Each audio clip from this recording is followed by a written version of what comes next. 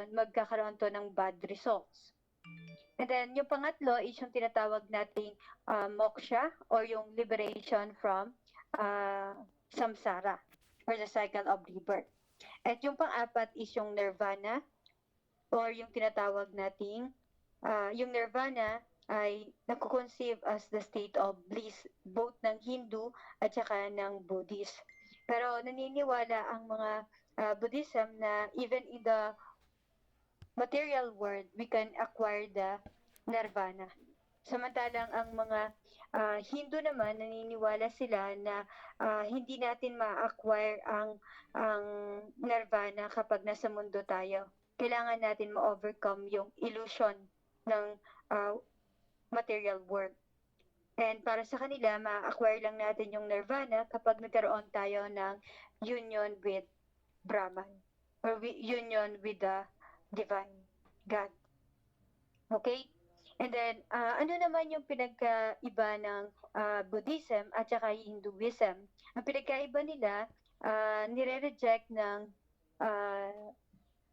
Buddhism yung notion of caste system ng India. Sa India kasi, or sa Hinduism, sa Hindu kasi meron silang theory of, meron silang social hierarchization na kung saan ang nasa pinakatuktok ng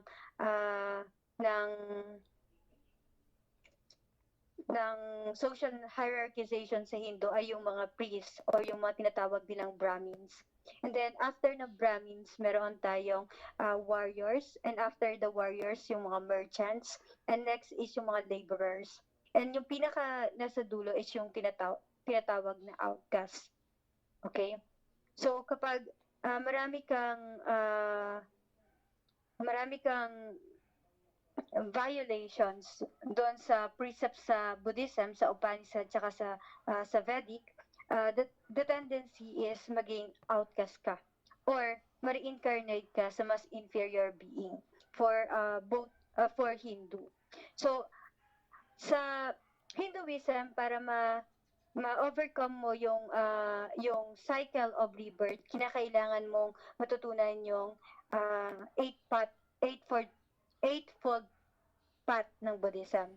Samantalang naman sa Hinduism, para ma-meet mo yung tinatawag nilang nirvana, kinakailangan mong ma-experience yung apat. Ano yung apat na yan? Yung una, yung tinatawag nilang kama or yung pleasure. Kaya kung titignan ninyo sa India po, may mga temple sila na yung temple nila is composed of images that depicts different sexual position. And para sa kanila, walang problema yung ganon. Yung geisha o yung mga prostitutes, yung prostitution ay hindi din nakukonceive ng mga Hindu as unethical. Kasi nga naniniwala sila na merong demand, may sensual demand yung body natin. And yung kama sa kanila o yung pleasure ay isang way nila in order to communicate with the divine. Pero sabi ng mga Hindu, hindi lang tayo dapat nasa aspeto ng kama or ng pleasure. Kinakailangan meron din tayong artha or meron tayong accumulated wealth and properties. Okay? And then, sabi nila, hindi lang about property to, hindi kama and properties. Kundi kailangan meron din tayong pangatlo, yung tinatawag nilang dharma. Or sinasabi sa atin ng Hindu na kinakailangan din natin i-follow yung responsibilities natin igawin yung duty natin sa humanity, sa family natin at sa society at large, yung dharma. And later on, yung moksha. Okay? And then, nung nakaraan, pinag-usapan din natin yung Confucianism. At sinabi nga natin na ang isa sa pinaka-naka-express sa Confucian ethics ay yung tinatawag nating rectification of names. So, ibig sabihin, kung natatandaan nyo si Shakespeare sinasabi niya sa atin na lahat tayo meron tayong iba pang roles na kailangan i-fulfill. Ibig sabihin, may mga names na nakaatang sa atin. Like, for instance, si Miss Christine ay isa siyang estudyante sa oras na ito. Pero mamaya, hindi na lang siya estudyante. Anak na rin siya. Or kung mayroon siyang kapatid, isa na rin siyang ate or friend kapag tumawag yung kaibigan niya. So marami kang role na piniplay sa iyong existence. Okay? At sabi sa Buddhism, you have to rectify your names. Kung anong nakaatang na pangalan sa'yo on that particular time and space, you have to fulfill it. Kaya sabi niya, be the ruler, uh, the minister, the father, and the son. Diba? Yun yung notion ng rectification of names ni Confucius. And then sabi sa atin ni Confucius, ang pinaka-objective ng kanyang etika ay makapag-create ng tinatawag nating Junchu or the gentleman. Okay? Sabi niya, yung Junchu ay, or yung gentleman or superior man ni Confucius ay kinakailangan i-bear in mind niya yung tatlong konsepto. Ano yun? Yung will of heaven, yung duty niya sa humanity, at saka yung pangatlo is yung the precepts of the sages. Okay? And then, sinabi sa atin ni Confucius na contrary to Junchu is yung tinatawag nating Shaoren. Di ba? Ang Shaoren ay, in English, yung the little man. At naniniwala si Confucius na ang Shaoren, ito yung mga taong napaka-individualistic, napaka-egoistic, na wala silang pakialam sa welfare ng iba. Okay? And then, sabi niya, ano ba yung mga virtues na kailangan i-obtain ng isang gentleman? Sabi niya, una sa lahat, kinakailangan niya maging upright. Okay? Masasabi lang natin na upright yung isang tao kapag hindi niya dinideceive yung sarili niya at yung iba. Ibig sabihin, yung isang individual may authentic existence siya. Pag sinabing authentic existence, ibig sabihin, nagdi-decide siya based on his or her discretion and based on his or her emotions. Okay? And then, aside from being an upright, sabi ni Confucius sa atin, para maging upright ka, meron kang dapat sinusunod na li. Okay? Yung li, sabi sa maraming artikulo, maraming libro, sinasabi sa atin yung li ay masyadong malawak yung use nito sa China. Minsan, ginagamit ito sa to describe the norms of society, yung practices, yung mga ceremonial practices. Minsan, ito naman ay nakafocus lamang doon sa etiquette. Minsan, ito yung nakafocus doon sa li. Okay? So, sinasabi nila na sa bawat occasion, merong mga proper conduct na dapat gawin natin para maging virtuous person tayo. Okay? At para kay Confucius, hindi natin maki-carry out yung li o yung ritual propriety natin without genuine nature. So, kailangan natin ng sincerity for Confucius. Okay, so kailangan po ng tatlo, uprightness, li, ritual propriety. So, sa lahat ng occasion, alam mo dapat yung kung paano ka kikilos at alam mo yung mga ceremonial practices sa bawat occasions. And then, para ma-execute mo ng maayos yung limo, kailangan mo ng sincerity. And number 4, yung pinaka mahalaga para sa Confucius is yung tinatawag niyang Ren. Pero yung spelling nito ay Gen, okay? Ang Ren naman is yung human-heartedness. At sa human-heartedness ni Confucius, nakikita natin na dito natin nagagawang i-uphold yung human rights o yung rights ng others. At sa rin, sinasabi sa atin ni Confucius na kailangan magkaroon tayo ng authentic or sincere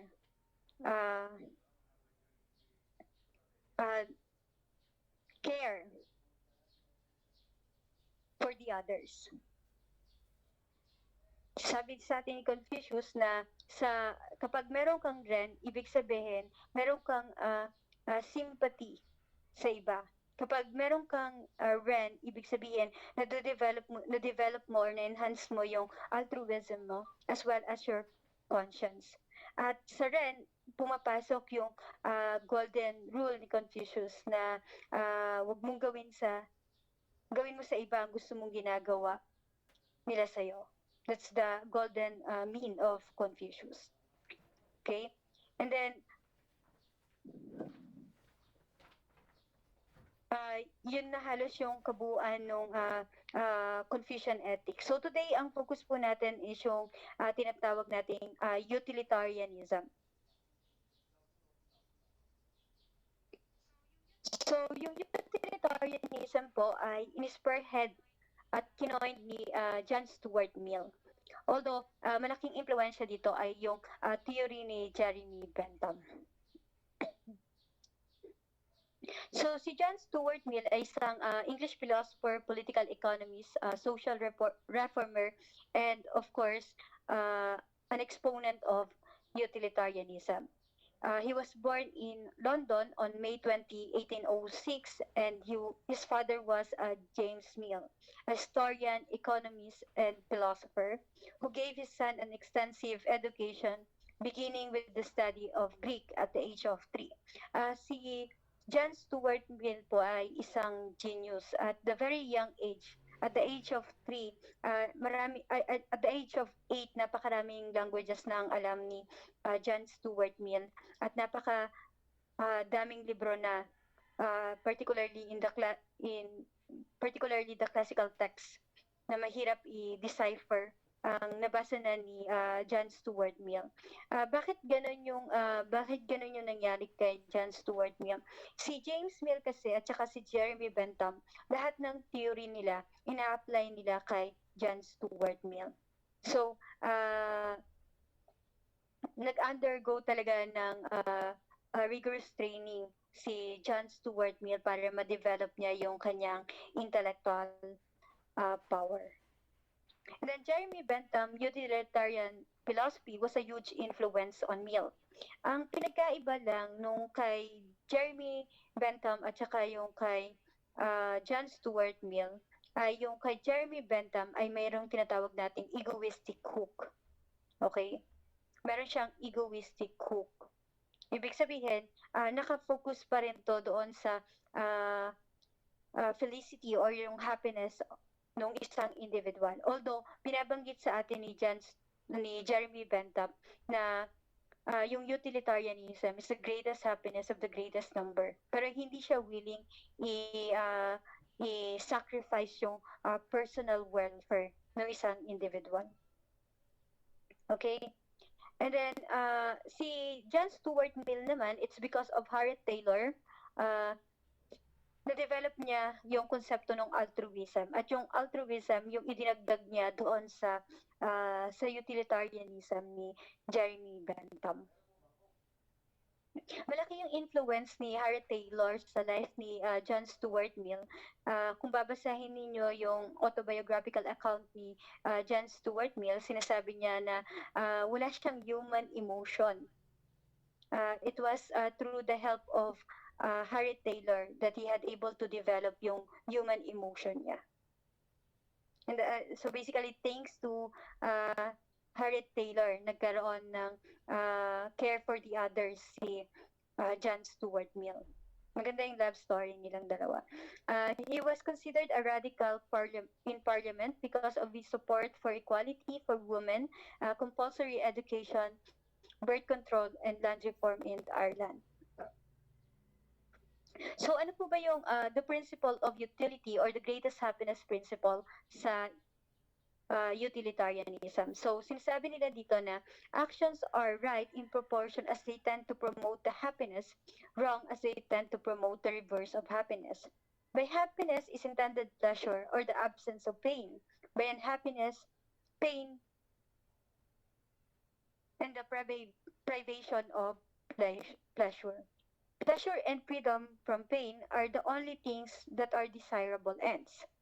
And that all desirable things are desirable either for pleasure inherent in themselves or as a means to the promotion of pleasure and the prevention of pain.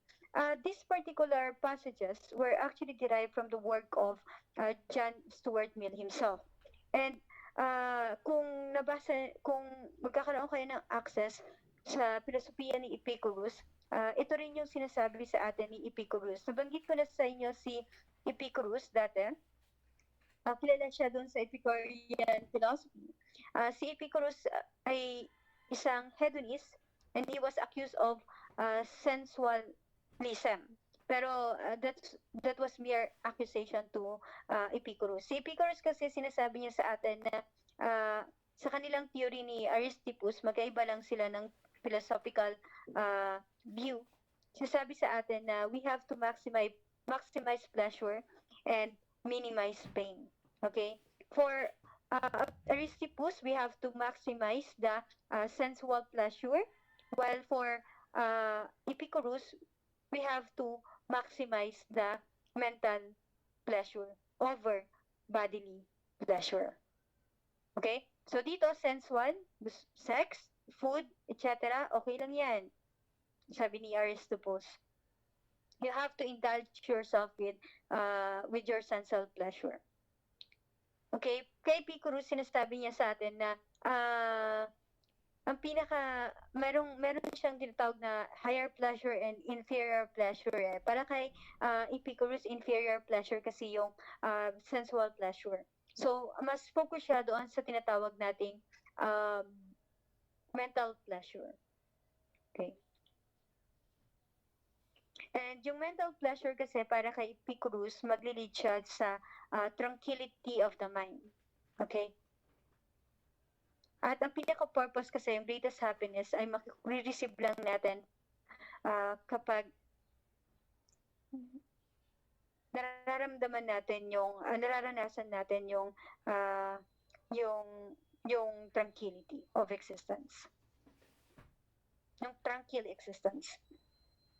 So, ito yung kay Epicureanism, trial and apology. Pag sinabi nating apology, it is a defense.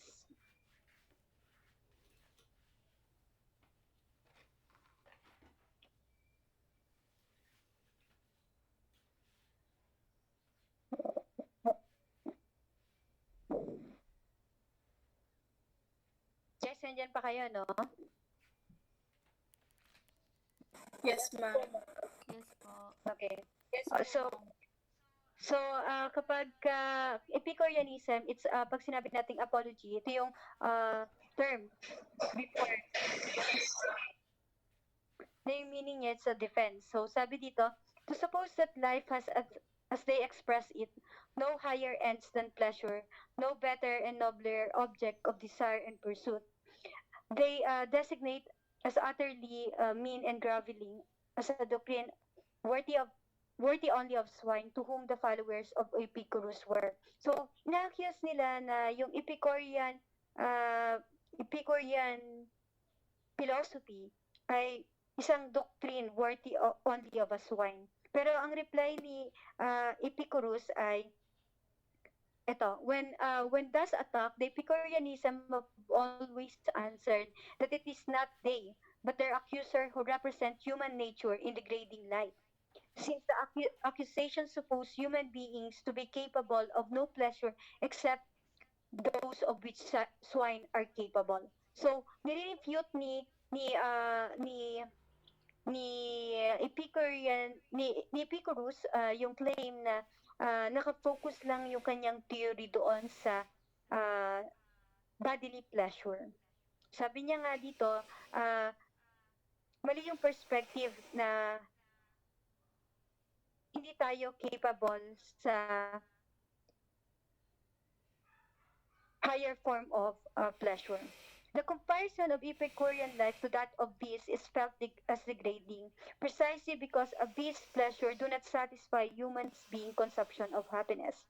Human beings have faculties more elevated than the animal appetites, and when once made conscious of them, do not regard anything as happiness which does not include their gratification. So, ibig sabihin, meron pa tayong higher pleasure. At yung higher pleasure na yon para kay Epicurus ay matatagpuan doon sa mental pleasure or intellectual pleasure to. At sabi niya, as a rational human beings, yun yung pinaka desirable para sa atin. Ito yung pinaka source of pleasure for us. There is no known Epicurean theory of life which does not assign to the pleasures of intellect, of the feeling and imagination, and of the moral sentiments a much higher value of as pleasure than those of mere sensation. So, yung sinasabi nga natin na mali yung mga commentators ni Epicurus kasi iniisip nila na masyadong nakafocus yung theory ni Epicurus doon sa bodily pleasure when in fact nakafocus siya doon sa sa mental pleasure. Pero bakit ba may ganong as accusation? Meron kasing school si Epicurus, yun yung tinatawag na the Garden of Epicurus, kung saan sa the Garden of Epicurus, the students can actually do whatever they want. If they want to have sex, they could have sex anywhere in that particular area. Kasi sabi nila na nag-i-indulge daw si Epicurus doon sa sa sensualism na tinatawag nila. Pero kapag nakita yung life ni Epicurus, hindi. Kasi may frugality yung life ni Epicurus. So bakit binabanggit? Kasi ito yung nakasulat. Since may influensya nga yung Epicureanism, ito yung opening lines ni John Stuart Mill sa isa niyang work. So sabi dito, it's quite compatible with the principle of utility to recognize the fact that some kinds of pleasure are more desirable and more valuable than the other. So meron tayong inferior pleasure and higher pleasure. Utilitarian writers in general have placed the superiority of mental over bodily pleasure, chiefly in the greater permanency, safety, and uncostlessness, etc. Uh, yung bodily pleasure kasi, mataas yung intensity niya, pero panandalian lang. Yung mental pleasure kasi para kay Epicurus as well as para kay John Stuart Mill, may greater permanency siya. Ibig sabihin mas nagtatagal siya at mas safer siya, and at the same time hindi siya nagre-require ng mataas na cost. Okay. So, ito yung line na gusto kong ipa-interpret sa inyo. So, pwede po bang pakibasa?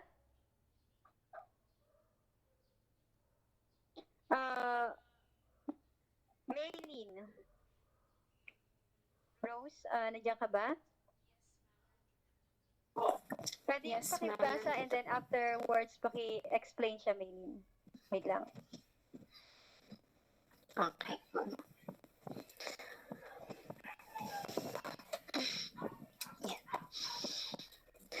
Few human creatures would consent to be changed into any of the lower animals for a promise of the fullest allowance of beast pleasures. No intelligent human being would consent to be a fool. No instructed person would be an ignoramus. No person of feeling and conscience would be selfish and base. Even though they should be persuaded that the fool, the dunce, or the rascal is better satisfied with his lot than they are with theirs. They would not resign what they possess more than he for the most complete satisfaction of all the desires which they have in common with him.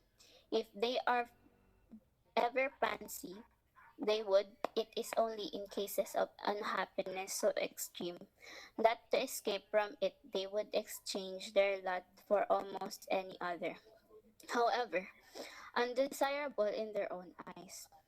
A being of higher faculty requires more to make him happy, is capable probably of more acute suffering, and certainly accessible to it at more points than one of the inferior type. But in spite of these liabilities, he can never really wish to sink into what he feels to be a lower grade of existence. So, meron pong line na nag-capture po sa akin. A being of higher faculty requires more to make him happy. So, para po kasi sa akin na compare ko po siya as the human gets older, parang tumataas po yung standard ng ng happiness nila, kung paano po nila ma-achieve yung happiness. Unlike po kapag nung bata lang tayo, kahit simple material things lang po tayo, ang dali nating mapasaya. Unlike now, we are desiring more as we go old, parang ganun po.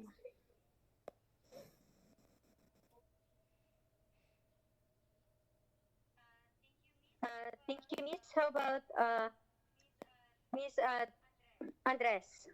Pwede mo bang i-share yung insight mo, Miss Andres? Miss Andres, nandiyan ka ba? Hello po, ma'am. Hello po, ma'am. Marinig po ako. Yes po. Same task. Pagkatapos si Miss Andres, paki-share Brian yung insight mo.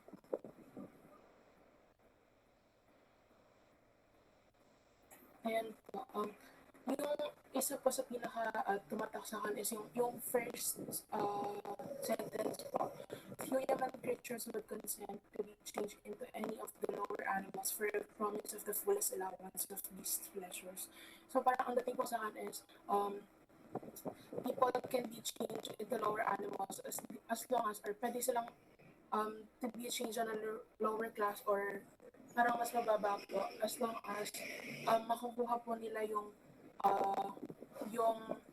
much power or pleasures na parang mas madaming pleasures po gano'n or yung happiness na pwede nila makuha kahit po mas lower yung pinaka-class nila gano'n. Yan po. How about Brian? Brian, dito ka ba? Yes po, ma'am. Hello po. Few human creatures with consent to be changed to any of our animals for promise of host. We will not rest not the possibility. And this is what we have commonly to other possibilities. So I have no sense. If I need to be questions for our life. Yung parang sinasabi po dito na bawat tao po is may hinahangad na na kasiyahan. Then sinasabi po na 'di ba po bawat tao may hinahangad na kasiyahan, and every person rin po meron po silang different level of happiness. Meron po na na nasa unting bagay is sasaya na siya, merong unting bagay na hindi. Then no one often inferred, but despite itself can never really to see what it is to be alive.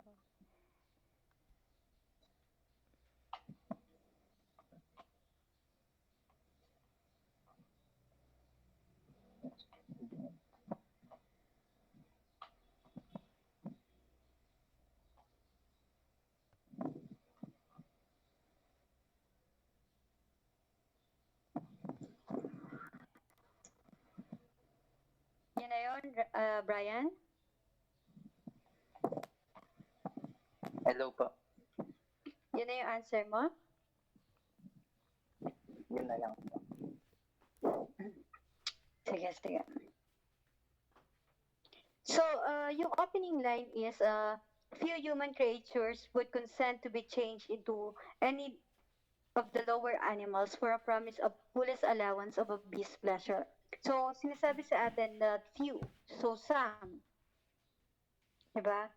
Merong portion ng population natin na willing sila i-sacrifice yung kanilang intelligence, willing silang i-sacrifice yung kanilang human emotions, yung kanilang conscience, for the sake of their animalistic desires. Nagigets niyo po ba? So may mga tao tayong nakikita sa society natin na willing silang ipagpalit yung kanilang intelligence, yung human emotions sila, yung human relationships sila, yung conscience sila, para lang ma-fulfill nila yung animalistic desires nila. And sabi dito, sabi niya, no intelligent human beings would consent to be a fool, and no instructed person would be an ignoramus. No person of feeling and conscience would be selfish and base, even though they should be persuaded. Diba? Even though they should be persuaded that the fool and the dunce or the rascal is better satisfied with his lot than they are with theirs. Diba? Most of the time, alam naman natin na yung mga fool, yung mga rascal, yung mga dance, sila pa yung mas satisfied with their lots kaysa doon sa mga intelligent creature, mga intelligent human beings. Gets niyo po ba? And sabi dito, they, ibig sabihin, the intelligent one, di ba? They would not resign what they possess more than he for the most complete satisfaction of all desire which they have in common with him. Okay?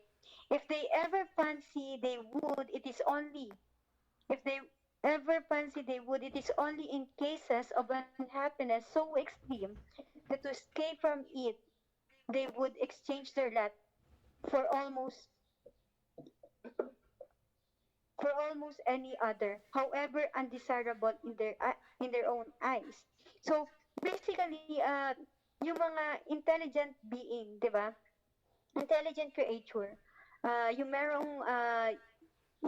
merong conscience, yung merong knowledge, yung merong human emotions pa.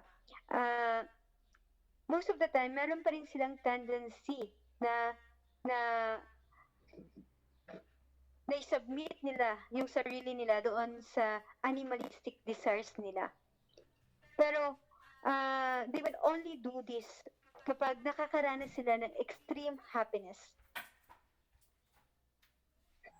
Okay? Parang kayo, di ba? Alam niyo kung ano yung mga dapat ninyong gawin kasi meron naman kayong knowledge, di ba? Meron naman kayong conscience, meron naman kayong human emotions, hindi pa nasisira, di ba? Pero there are cases na alam niyo kung ano yung mga dapat gawin, but still mas pinipili ninyo na magpakatanga, o kaya mas pinipili ninyong magpakamanhid under the circumstance kasi nakakaranas na kayo ng extreme pain. Okay? Pero sabi dito, yung next line, sabi dito, a being of higher faculties requires more to make him happy. Is capable probably of more acute suffering and certainly accessible to it at more points than one of an inferior type. So, yung person with higher faculties means that yung reasonable man, diba? Kung isa kang reasonable person, if ikaw yung taong ginagamit mo yung reason mo, alam mo sa sarili mo na hindi ka masasatisfied sa pag-fulfill lamang ng animalistic desires mo o yung animalistic pleasures mo. Meron kang hinahangad na beyond the animalistic desires. Kaya sabi dito, it requires more to make him happy. And is probably capable of more acute suffering.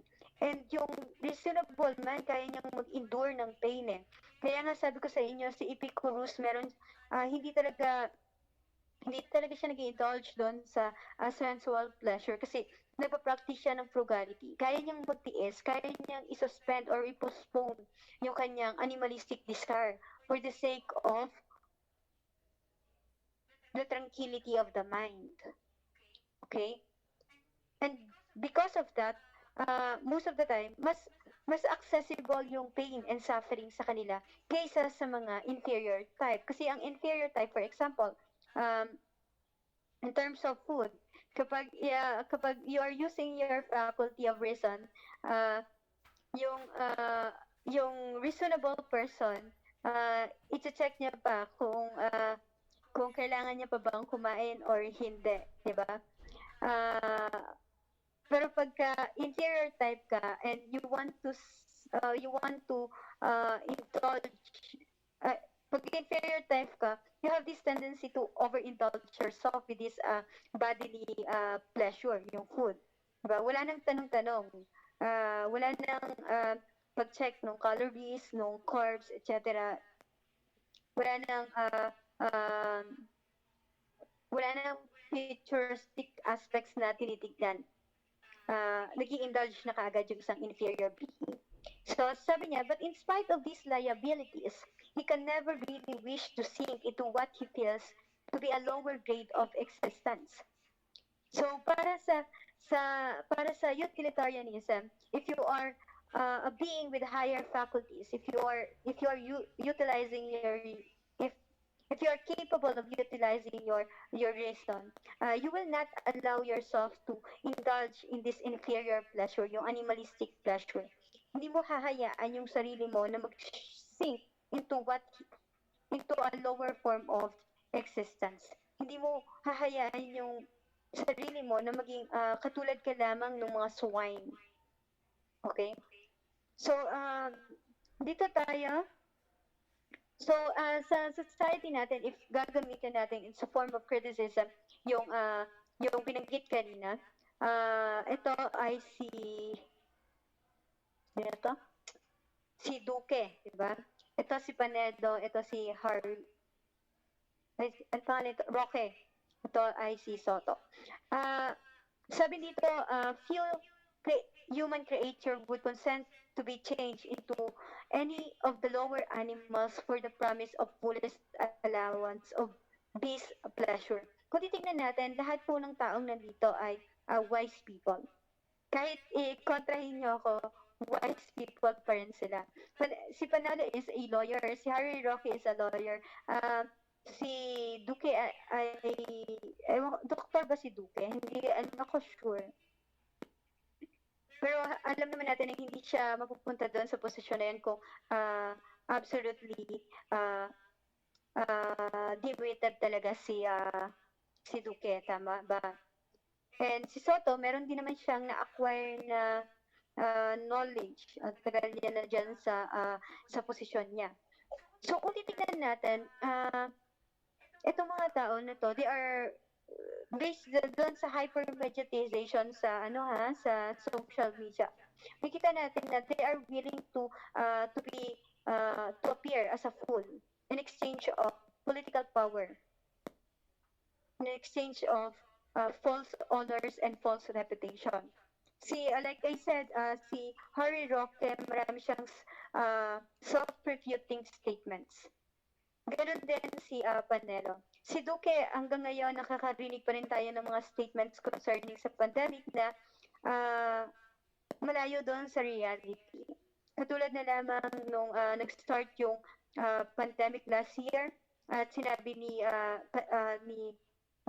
Duque na na-flatten na natin yung curve when in fact hindi pa rin natin na-mitigate yung circumstance during the time na nagkaroon siya ng proclamation as such. Tama po ba? Si Tito Soto, he committed plagiarism. Nag-commit ka ng plagiarism, pero mambabatas ka. You know that there was a law concerning plagiarism. So nakikita natin na may mga tao na willing silang i-sacrifice yung human intelligence nila, yung conscience nila, yung human emotions nila for the fullest allowance of beast pleasure. Okay? Nandiyan pa ba kayo? Yes po. Okay. Kailangan ko itanong yun, baka mamaya nagdi-discuss na naman ako, wala na naman pala kayo.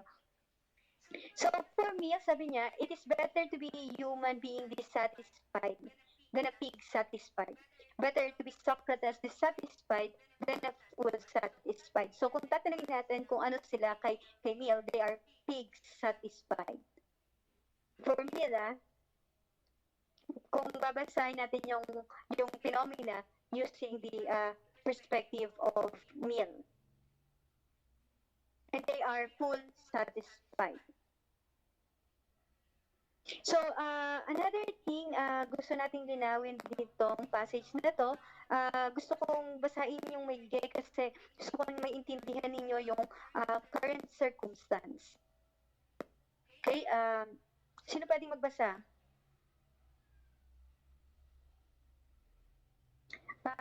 Miss Salayo, pwede bang ikaw na?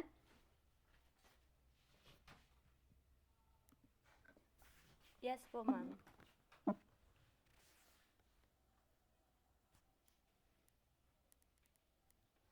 Mill's view on inferior pleasure. It may be objected that many who are capable of the higher pleasures occasionally, under the influence of temptation, postpone them to the lower. But this is quite compatible with a full appreciation of the intrinsic superiority of the higher. Men often, from infirmity of character, make their election for the nearer good, though they know it to be less valuable, and this no less when the choice is between two bodily pleasures, than when it is between bodily and mental. They pursue sensual indulgence to the injury of health, although perfectly aware that health is the greater good. I do not believe that those who undergo this very common change voluntarily choose the lower description of pleasures in preference to the higher. I believe that before they devote themselves inclusively to the one, they have already become incapable of the other.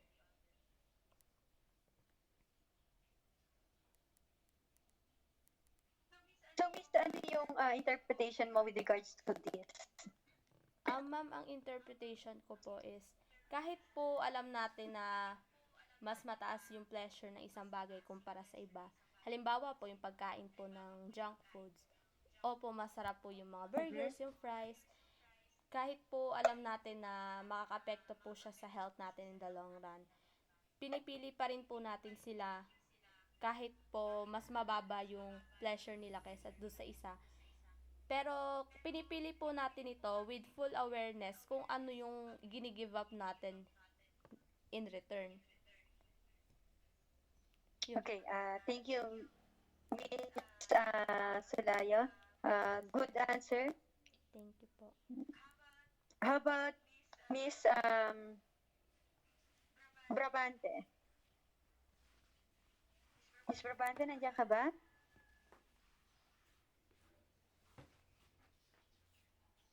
Wala siguro si Miss Brabante. How about, meron ba ang willing sa inyo mag-express ng inyong opinion? Miss Ichon, nandiyan ka ba?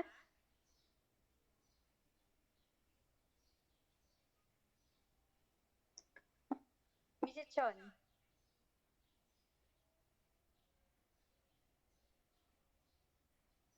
Pagkatapos kong may discuss ng lahat ng task, kayo yung manghihingi ako kung paano nyo grade yung sarili ninyo. Okay? Kasi wala akong notion for regards to that. Tingnan ninyo yung basta mahirap mag-grade sa panahon ng pandemya.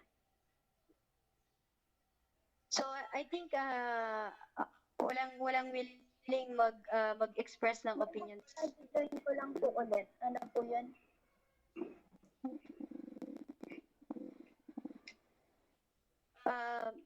Mr. Chan, I was just asking if you could share your insights about this particular passage that was derived from Mia's work.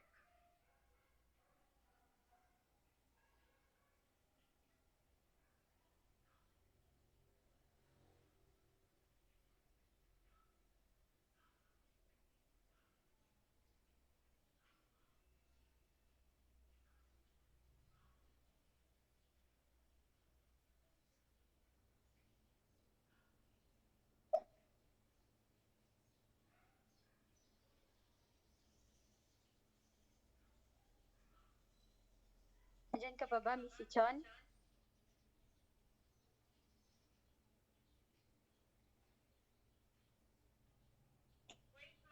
Wait, ma'am. Putol.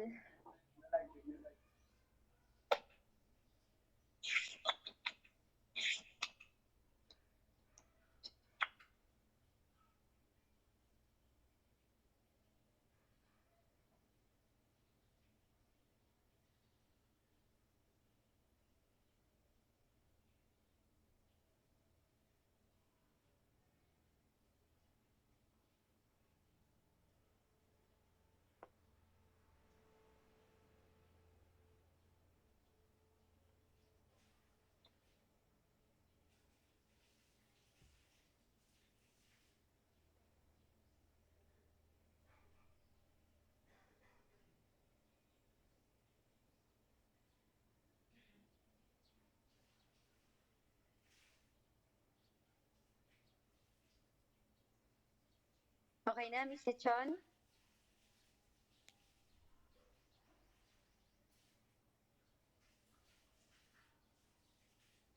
Hello.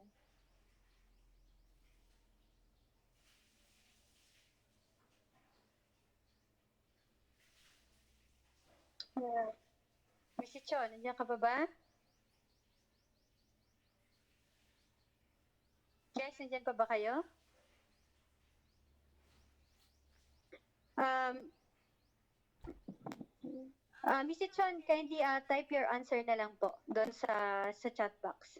So, sabi dito, it may be objected. So, ito yung opening line. Pag sinabi natin it may be objected, ibig sabihin, we can actually refute, we can attack, we can oppose, or the proceeding lines.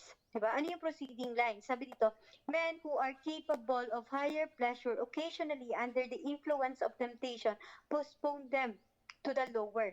Diba?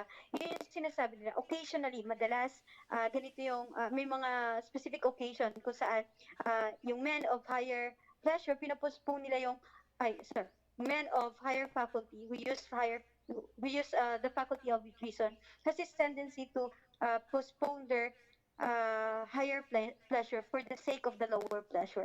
Tapos itong line na to, ito yung nagsusupport dito sa claim na to.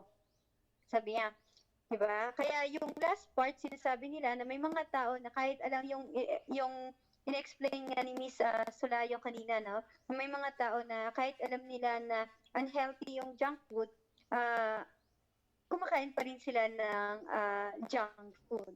Okay? Pero yung statement ni Neil ay nandito. Okay? Andyan yung statement ni Neil. Okay? Sabi niya, I do not believe that those who undergo this very common change, ano yung change na yon? Yung from higher pleasure to lower pleasure, voluntarily choose the lower description of pleasure in preference to the higher. Okay? I believe that before they devote themselves exclusively to the one which is inferior pleasure, they they have already become incapable of the other. Anong ibig sabihin nan? Ibig sabihin, walang access yung iba doon sa higher form of pleasure. Kaya dinidevote nila yung sarili nila doon sa inferior pleasure. For example, yung kanilang intellectual capabilities, yung intellectual power nila, wala silang means to develop it. Okay. Sa tingin nyo ba yung mga artists natin, yung iba gusto lang talaga ng mag-paint? Yun lang yung gusto nila. Or it just happened na kaya lang sila nakafocus doon sa pag-paint, it's because wala silang access doon sa modern technologies. Okay. For example, sa panahon natin ngayon, magkano kilo ng bigas? Guys, magkano kilo ng bigas? 50 po. 50. How about meat? Yung pork? 320 po. 320. Okay. So, for instance, kabilang ka doon sa tinatawag nating informal sectors, or kabilang kayo doon sa vulnerable members of vulnerable sectors of our society. Ang minimum wage sa Pilipinas ay 500. Pero kapag nakausap kayo ng mga individuals, particularly doon sa mga informal sectors, malalaman ninyo na yung iba pala is lower than 500 yung sinusweldo nila. Particularly sa province. Alam niyo ba sa may mga provinces na, for instance sa amin, sa Zambales, merong mall doon na ang per day lang ng cashier is 200 pesos. Imagine 200 pesos lang yung per day nila. 8 hours ka magtatrabaho pero yun lang yung sasahurin mo. Ang reason of course nung mall is that mura lang daw yung bilihin sa province, pero ngayon almost similar 50 pesos din yung rice doon, nasa 300 pesos din yung meat. diba? So kung kabilang kayo doon sa informal sectors, mag-undergo ba kayo ng diet kahit alam niyo na dapat mag-undergo kayo ng diet? Kung ang budget nyo lang ay kung ang, for instance, ang tatatanggap mo lang is 500 pesos, sabihin natin, tapos meron kang 6 na anak, tapos extended family, nasa iyo pa yung nanay at tatay mo, at meron ka pang kapatid na batugan, di ba? Na nakadepende lang sa'yo. Sa tingin mo, merong konsepto ng diet? Kahit naman sila siguro gusto nila mag-undergo ng diet, but they can't do that. Bakit? Kasi wala silang access. Bakit ka magda-diet? 500 lang yung pera mo, marami kang bills to pay. Diba? At least doon na lang ako, bibili na lang ako ng white rice. Kasi mas at least mas mai-ensure ko na mabubusog na yung members ng isang ng family na meron ako, 'di ba? Kaysa mag-protein diet ako na 350 tapos ilan kaming kakain. Wala na kaming pagkain kinagabihan. I-gets niyo po ba? So, gusto nila 'yon. Kaso hindi nila magawa kasi incapable na sila. Gusto nila na i-improve yung health lifestyle nila pero incapable na sila. Okay? Yung iba sa inyo siguro yung iba sa inyo may pangarap na maging lawyer, may pangarap na maging hindi lang yung marketing blah blah, hindi yung course niyo. May mas pangarap sila pero wala silang access. May gusto mo maging lawyer pero wala kang pambili ng libro. So ano na lang yung gagawin mo? Gusto mong manood ng Nat Geo para ma-develop mo yung mind mo pero ang meron lang sa inyo ay channel 2 at channel 7. So, you are incapable. Anong gagawin mo? You have to addict yourself kung ano lang yung available para sa inyo. So, para magkaroon kayo ng wider perspective, this is the additional statements from Miel. Sabi niya, men lose their high aspiration as they lose their intellectual taste because they have no time or opportunity for indulging them. And they addict themselves to inferior pleasure not because they deliberately prefer them, but because they are either the only ones to which they have access or the only ones which they are any longer capable of enjoying. So sinasabi ni Neil na marami sa atin we have this tendency to addict ourselves with inferior pleasure. Not because we deliberately choose them, di ba? But because yun lang yung meron tayong access because those are the only things that we have access or yun lang yung mga bagay na we are capable of enjoying. At bakit inferior pleasure lang? Kasi meron tayong problema doon sa intellectual traits natin. Kasi, di ba, marami sa atin ay mal-educated or ill-educated or wala tayong sufficient knowledge. And marami sa majority of Filipinos, wala silang time. Kasi kailangan nilang magtrabaho para merong food na may uwi sa bahay. And opportunity. Diba? Mama, daw po. To indulge themselves in higher form of pleasure.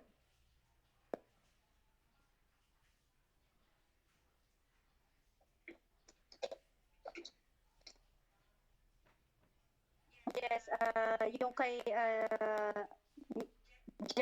J-Ro, kanina sabi niya yung long-term pleasure. Sabi naman ni Braban. Okay.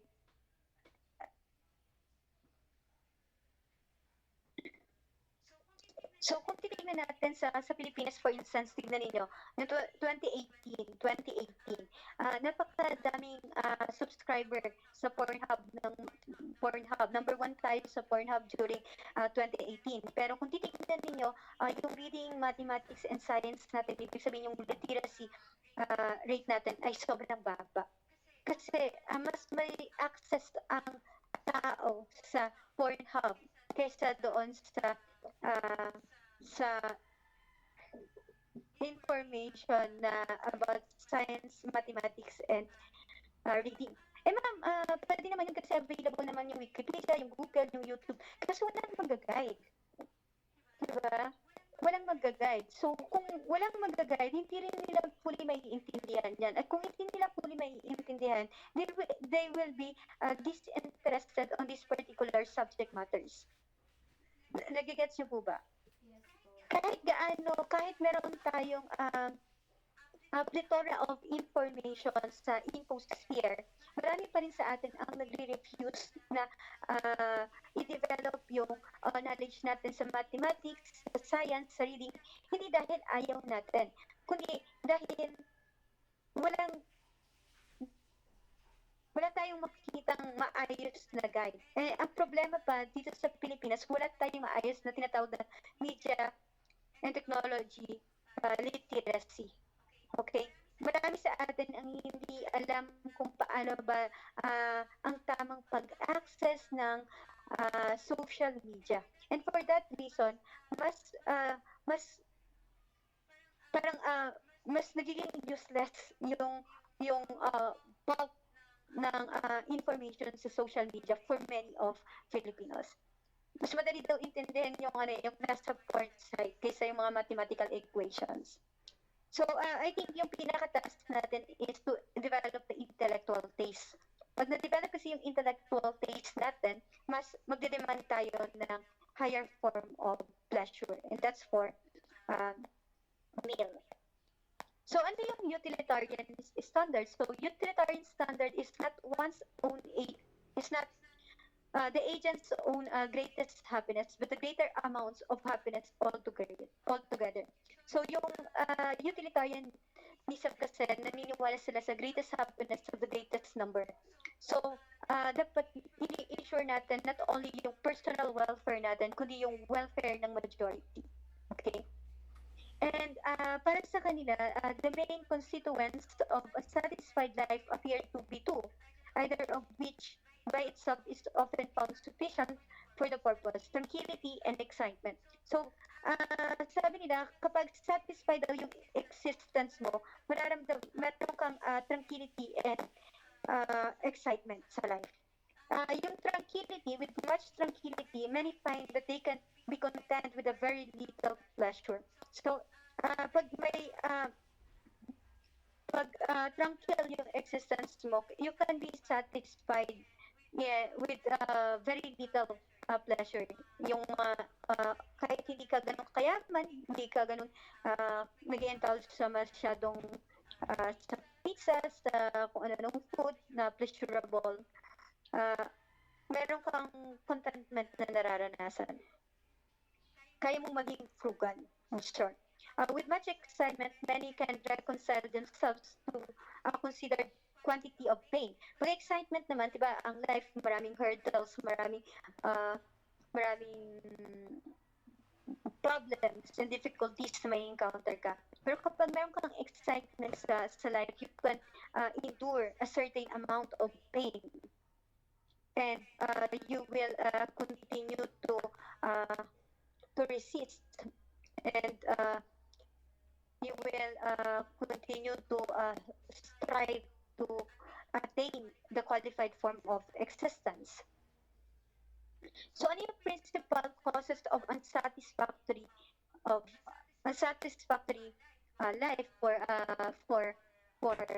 Neil? Sabi ni Neil na kaya tayo nakakaramdam ng unsatisfactory ay dahil sa pagiging selfish natin. Okay? Sabi niya, those who have neither public nor private affection, the excitement of life are much curtailed. So, most of the time, kapag selfish daw tayo at hindi natin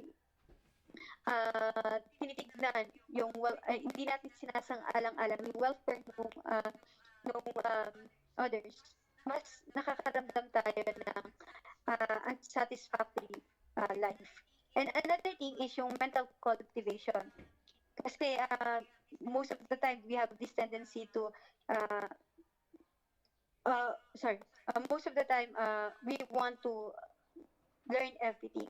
Pero nga sabi nila, limited yung capacity natin.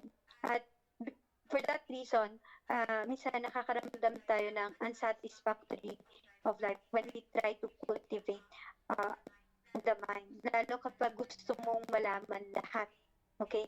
Eh, hindi kayang i-fathom ng human mind lahat. Sabi dito, any mind to which the fountains of knowledge have been opened and which has been taught in any tolerable degree to exercise its faculty finds sources of inexhaustible interest. Di ba hindi na uubos yung interest mo?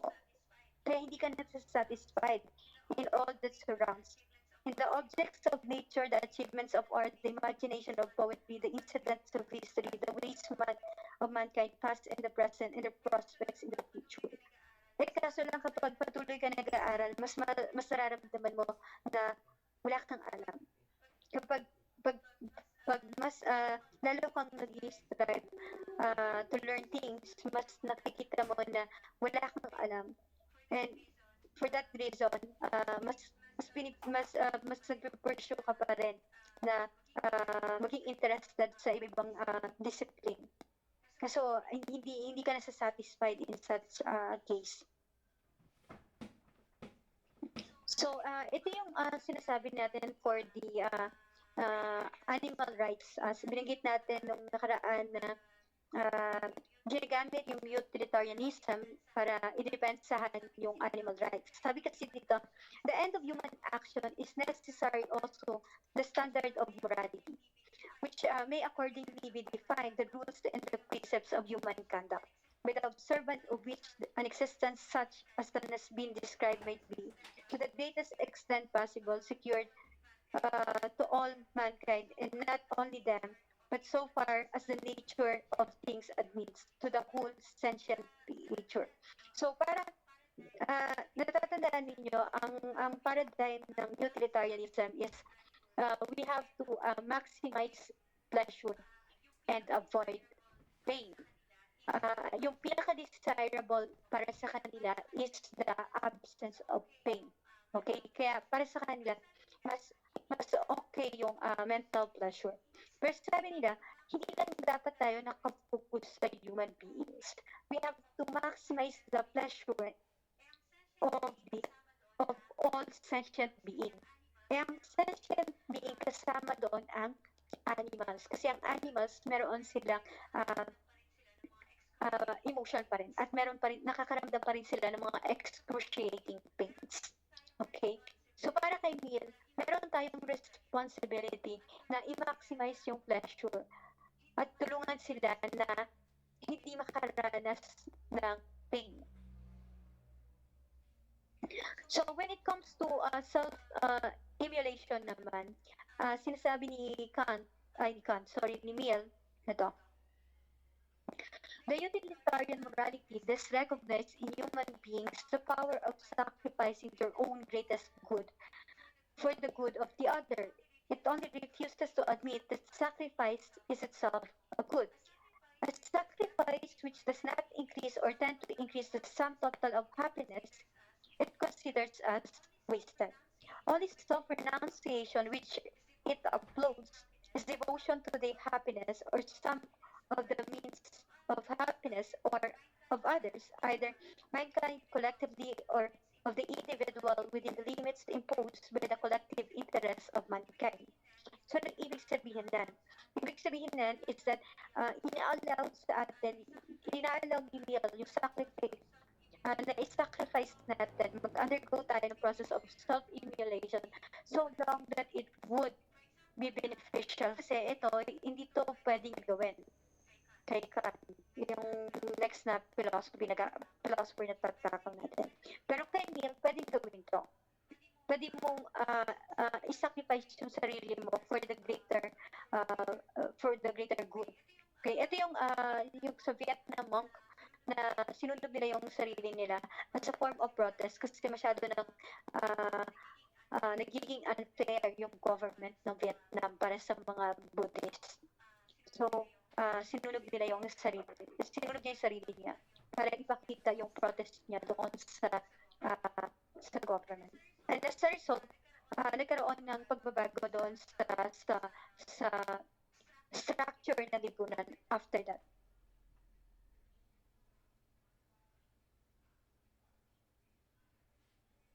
Ayan, in relation also dito. All honor to those who can abdicate for themselves the personal enjoyment of life, when by such renunciation they contribute worthily to the increase the amount of happiness in the world. But he who does it, or professes to do it, for any other purpose is no more deserving of admiration than the ascetic mountain of its pillar. And he may be an inspiring proof of what men can do, but assuredly not an example of what they should.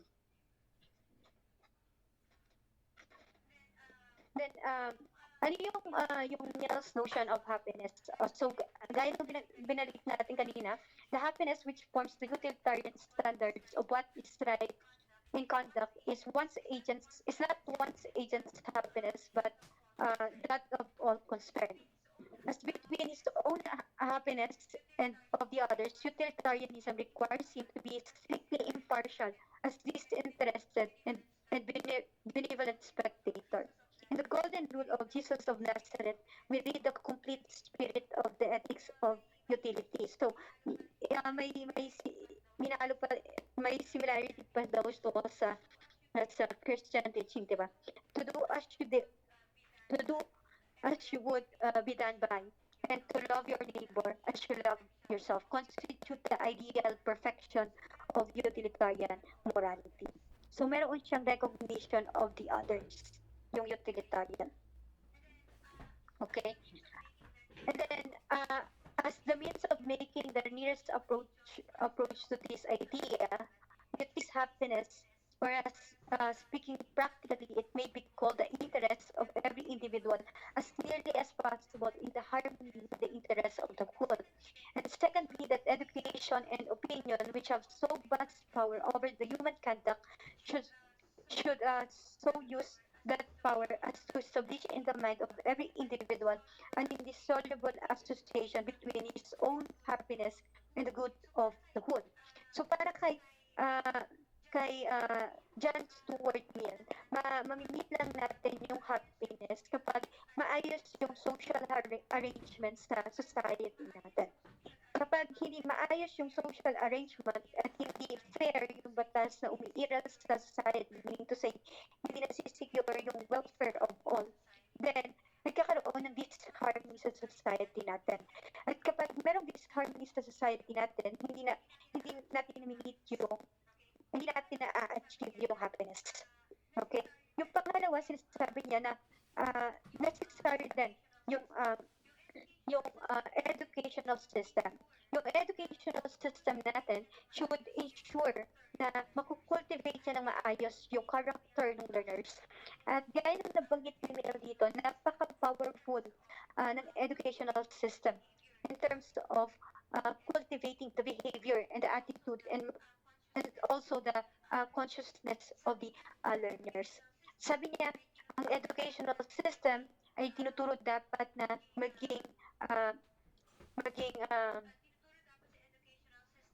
tinuturo dapat sa educational system yung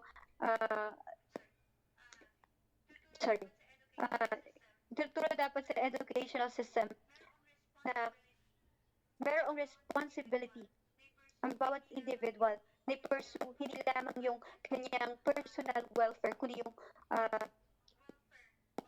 welfare of the entire community. Okay, so napakahalaga ng education para kay Neil. Lalo na kanina sabi niya, diba, kaya lang naman tayo nag-addict sa inferior pleasure kasi wala tayong intellectual taste, diba? At wala yung intellectual taste natin kung hindi ganun ka-efficient ang educational system na meron tayo.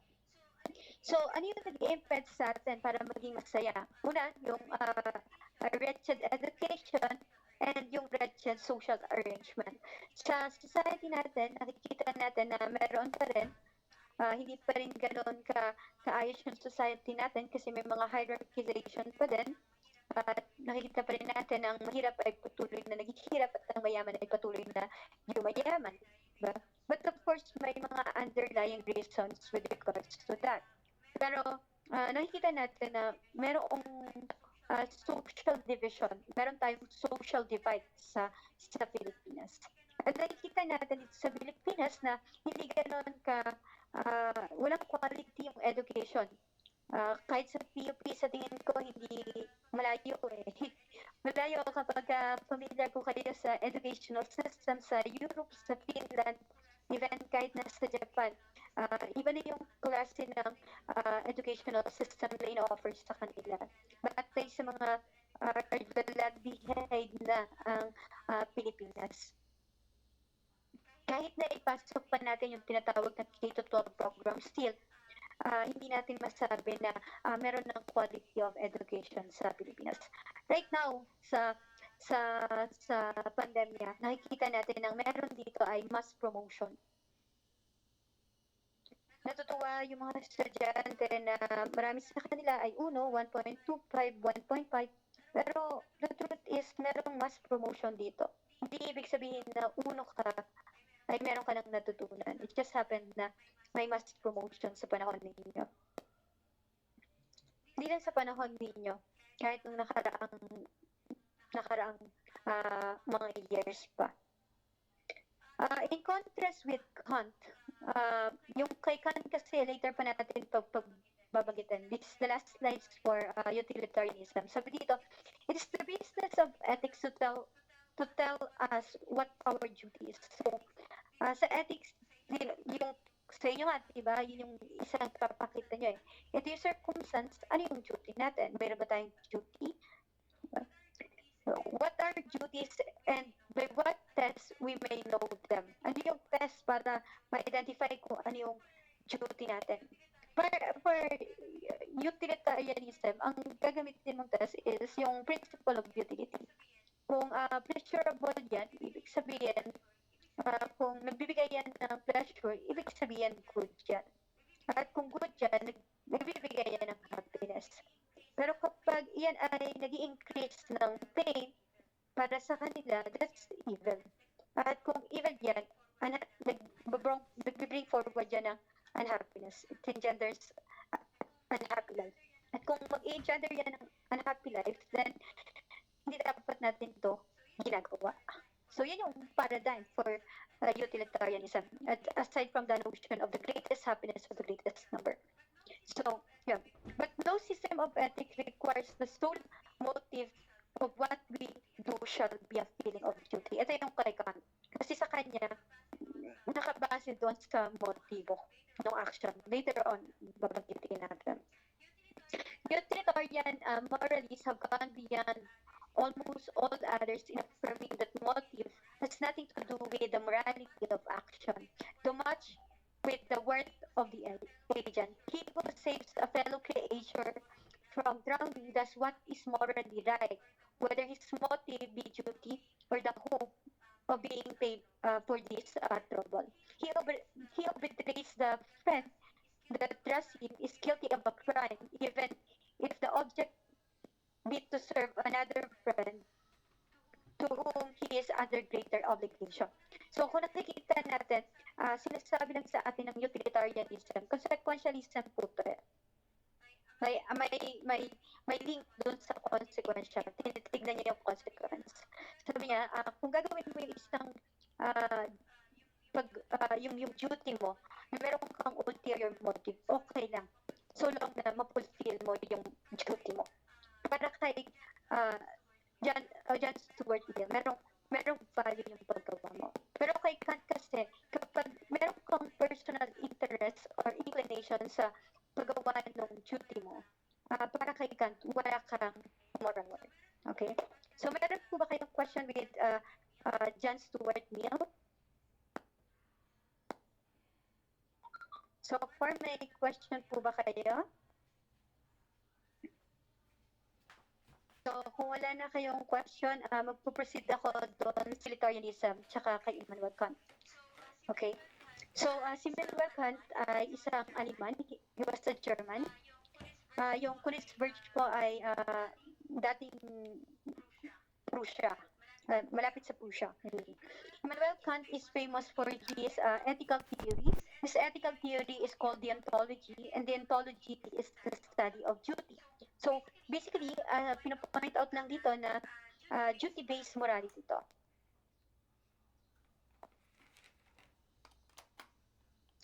He claims He is known for his three critiques. The critique of sulat yung aesthetics niya. So ano po ba yung deontology? Sabi ko nga sa inyo, ethics is based on duty for Kant. And Kant's moral theory emphasizes duties, motives, the dignity and worth of a person, and the moral law that is absolutely and unchanging. Okay, yun yung perception niya. Merong moral law na absolute and unchanging, and hence it is applicable to all. Okay? And naniniwala siya na meron tayong dignity and fulfill natin yung duty natin para kailangan natin i-check kung ano yung motibo sa paggawa. At yung motibo sa paggawa ay makikita natin doon sa tinatawag niyang maxim. Ang maxim ay subjective principle of volition. Okay? Ito yung subjective principle of volition. He insists that the principle of morality cannot be derived from empirical facts about human practices. If the moral principles are not derived from experience, then the mind must bring its own rational principle to experience. So basically, for Kant, ay hindi na moral principles, kundi yung moral principles ay ordinance of reasons. Okay? Nade-derive natin yung moral principles from reason. And for Kant, acting morally can be reduced to acting rationally, and acting immorally is the result of acting irrationally. Bakit ganito yung konsepto of morality ni Kant? Kasi nga, meron si Kant, naniniwala si Kant dun sa konsepto of moral law. Tama po ba? At ang moral law ay nadiderive natin sa reason. So, if your action is based on reason, then, ibig sabihin, meron tong connection doon sa moral law. And thus, it is moral or ethical for Kant.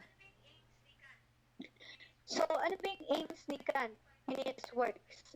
To identify the fundamental principle of metaphysical morals or yung supreme moral principles, yun ang objective niya, and attach the precise statement to the principle or principles on which all of our ordinary moral judgment are based.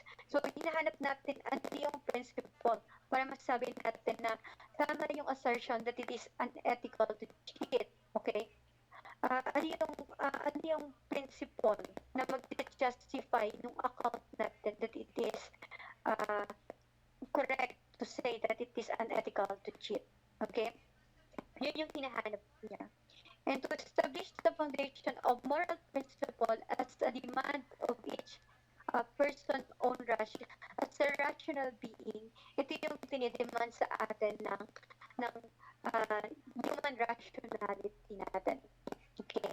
And for Kant, we are all autonomous human beings, meaning to say, we can make free choices and decisions. So, ano yung moral philosophy for Kant? So, kung ang tanong kay Socrates and kay Plato, what is good life? Ang tanong naman dito is, what ought I to do? Diba? Ano yung duty ko? Ano yung kailangan kong i-fulfill? And of course, pag sinabi natin moral philosophy should say something about the ultimate end of human endeavor and the highest good in its relation to the moral life. Kant says that the highest good for happiness and for Kant, yung complete moral virtue and complete happiness ay accessible lamang kapag meron tayong goodwill. Okay? Magiging accessible lamang yung complete moral virtue and complete happiness to us kapag meron tayong goodwill. So, I think what we have to do now is to distinguish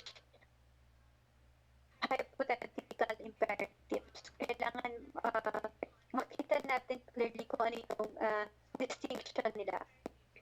So for Kant, all imperatives or all commands, lahat ng commands are either hypothetical. The fundamental principle of moral duties is categorical imperative. So saan nanggagaling itong categorical imperative o yung command na yan? Ito yung command na nanggagaling doon sa moral law. Okay? So kapag sinunod mo yung category mo, bakit? Kasi nag-sprung na to mula doon sa moral law or yung supreme moral law. Sabi ni Kant, ang moral law ay objective, universal, and unchanging.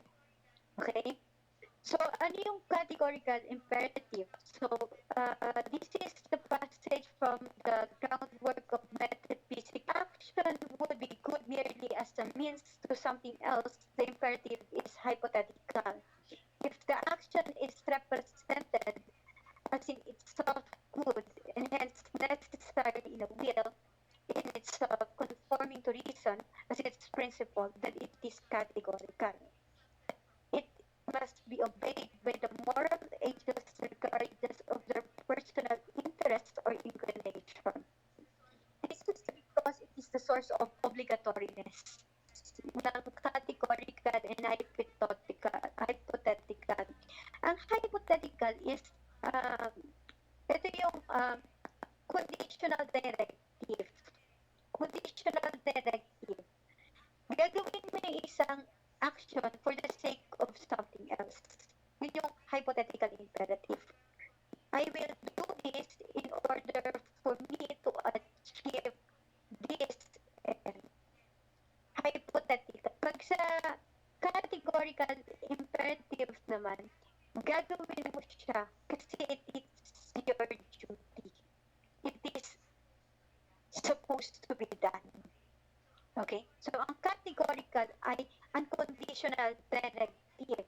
Kahit ano yung preference mo or interest mo, kailangan mo itong gawin. Okay? For example, hindi, ayaw mo sa kapitbahay ninyo, di ba? Tapos, one time, nasurugan yung kapitbahay mo. Then, lumapit siya sa inyo, nag-ask siya ng help. Tutulungan mo ba? Sa Kantian ethics, sabi sa'yo ni Kant na kahit ayaw na ayaw mo yung taong yun, or kahit wala kang makukuha mula dun sa pagtulong na yun, kailangan mong gawin yan. Kailangan mong tulungan yung kapitbahay mo. Kasi it is your duty as a rational human being, okay, to secure the welfare of the others. So, kahit ayaw mo sa kanya, you have to perform the action which is helping him or her. Kasi yun yung bahagi ng duty mo. So, paano malalaman kung ethical ba yung kung tama ba yung command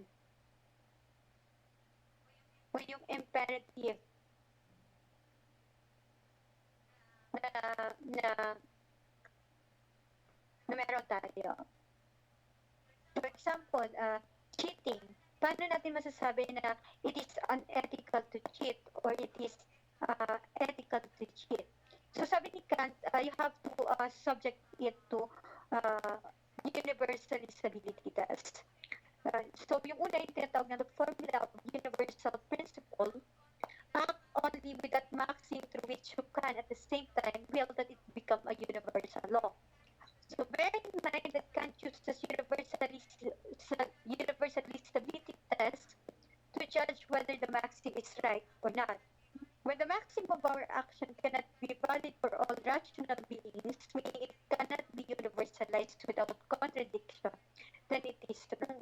I-allow natin to, kung sasabihin natin it's ethical, then malaki yung damage na makikreate nito sa society natin.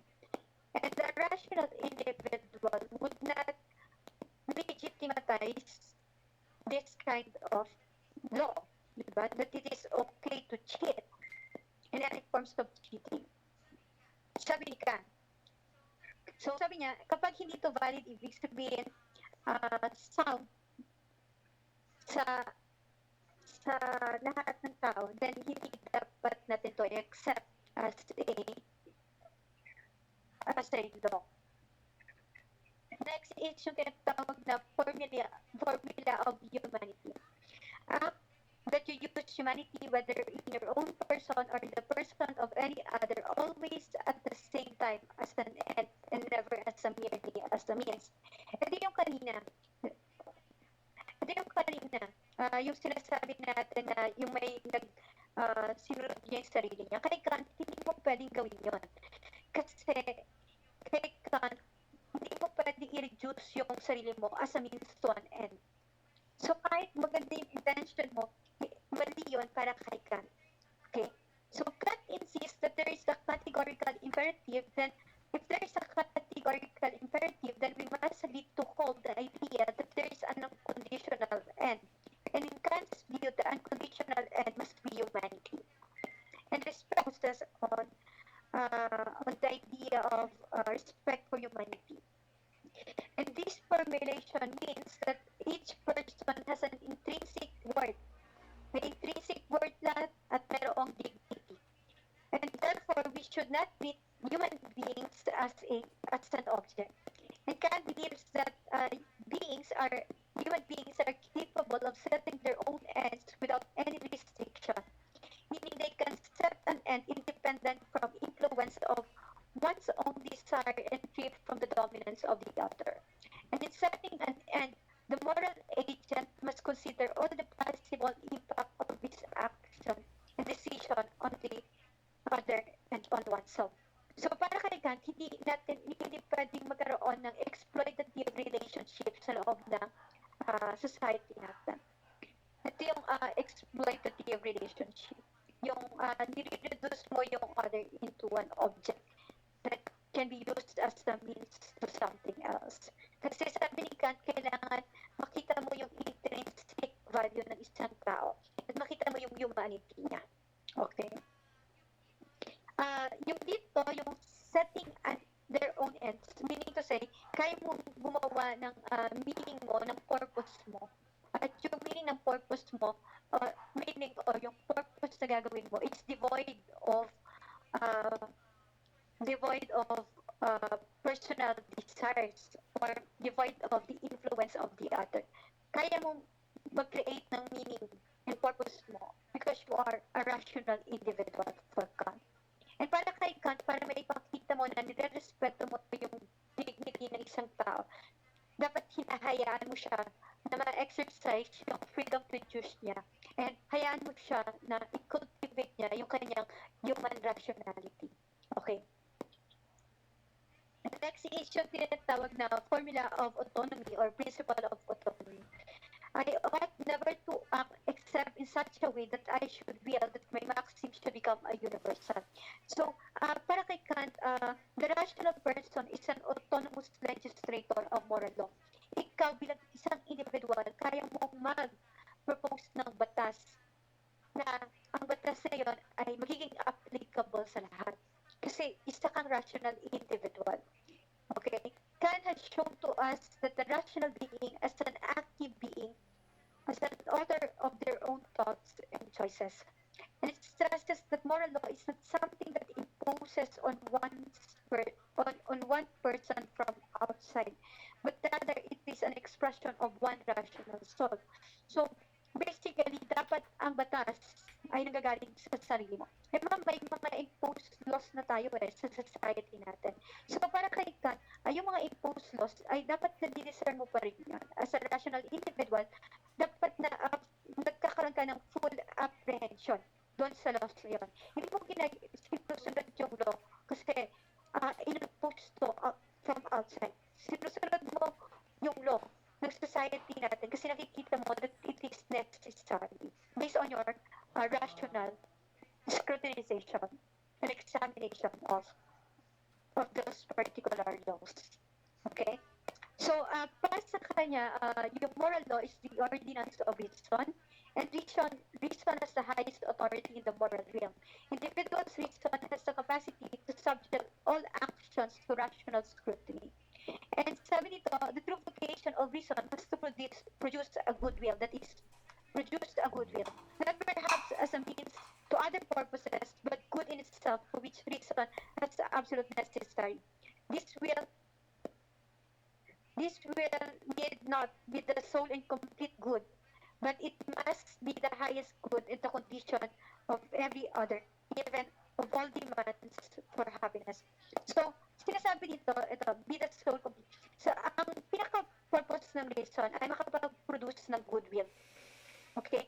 At yung goodwill ay hindi lang yun yung nag-isang complete good, but it is the highest good, sabi niya, and the condition of every other. So without the goodwill, hindi magiging good yung other uh, things or objects. And without goodwill, hindi rin talaga natin fully may experience yung happiness for Kant. So, para mas maintindihan niyo yung part dito, ito yung statement ni Kant. Sabi niya, it is impossible to think of anything at all in the world or indeed beyond it that could be considered good without limitation except a goodwill. So, yung ibang good, meron silang limitation. At para kay Kant, yung goodwill lang, yung walang limitation.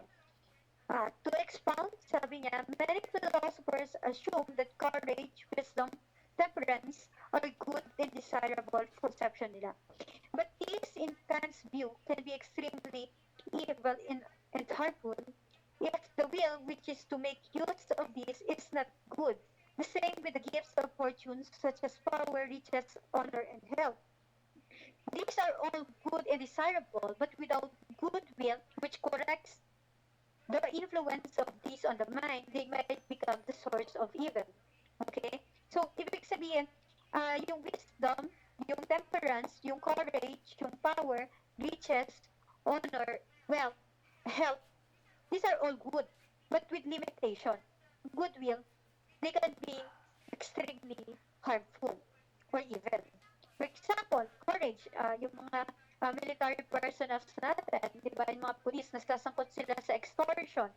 Recently, may mga news na nai-involve sila sa violence. So, basically, wala naman tayong dati na these military personnel and policemen, they are courageous people.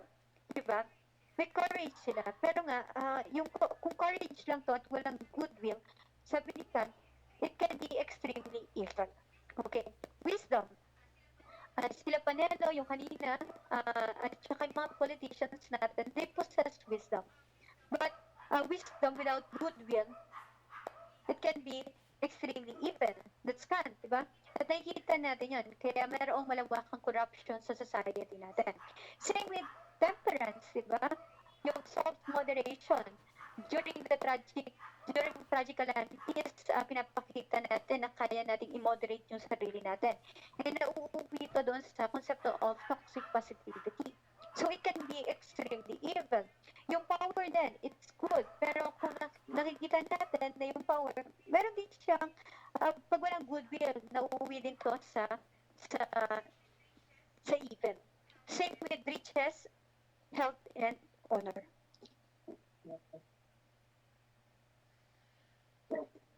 Goodwill is not good because of what it affects or accomplishments, but because of its volition that is good in itself. In Kant's view, goodwill is not good because of its results, but because it is good in itself. It is good in itself, not in virtue of its relation to the other things such as agent's own happiness or overall welfare. For Kant, the morally goodwill acts on the basis of moral duty. And the source of the unconditional value of goodwill must be our humanity or the rational nature. It is Kant's claim that goodwill is the will continue to shine even when by some misfortune it is unable to produce the result at which it aims. This is precisely because goodwill is the unconditional good. So sinasabi ni Kant sa atin na yung goodwill, ito yung good in itself. Hindi siya goodwill because of the accomplishes or because of the results, but because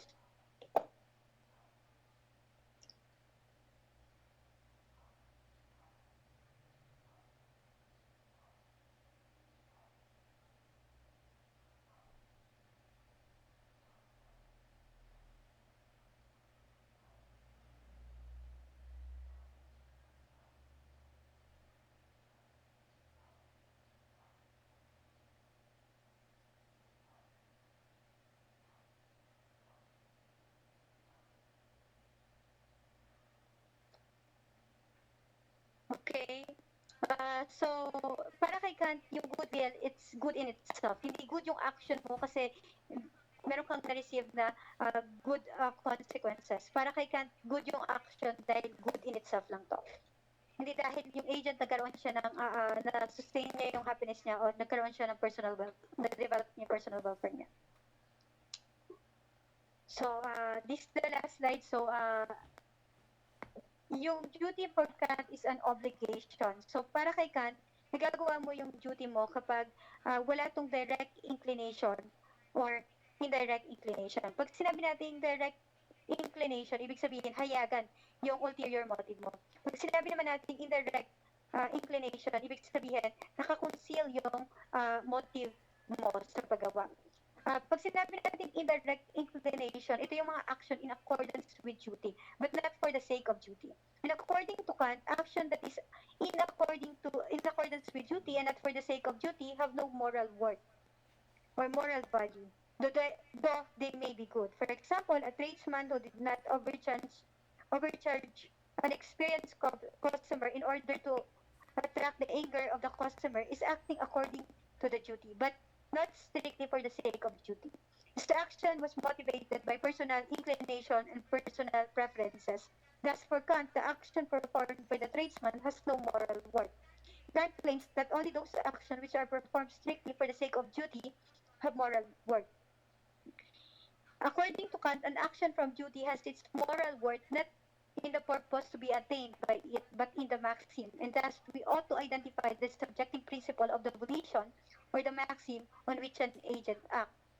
An action has a genuine moral worth when it is done because of duty and not by any other inclination. And for Kant, duty is the necessity of action from the respect of for the law. For Kant, any action that is strictly performed for the sake of duty, that is out of reference of for the moral law, have moral worth. So sinasabi niya lang sa atin na kung gagawa ka ng isang paggawa in accordance with your duty, pero meron kang personal inclination or personal interest, para kay Kant, walang moral worth yung action mo. Although it appears to be good. Kasi para kay Kant, ang action lang na matatawag nating mabuti ay yung actions na ginagawa based on duty and for the sake of duty. Ginagawa mo yung action na ito out of the reverence for the moral law. So, para makita mo kung yung action mo ay mabuti nga talaga, titignan mo kung ano yung maxim, yung subjective volition. Kung ginagawa mo yung isang paggawa kasi meron kang intention, then para kay Kant, walang moral worth yung action mo. Pero kapag ginagawa mo yung isang paggawa kasi na-deem mo that it is necessary to be done, then yung action mo has moral worth. And that is for Kant. So, do you have a question po? Meron po ba kayong question?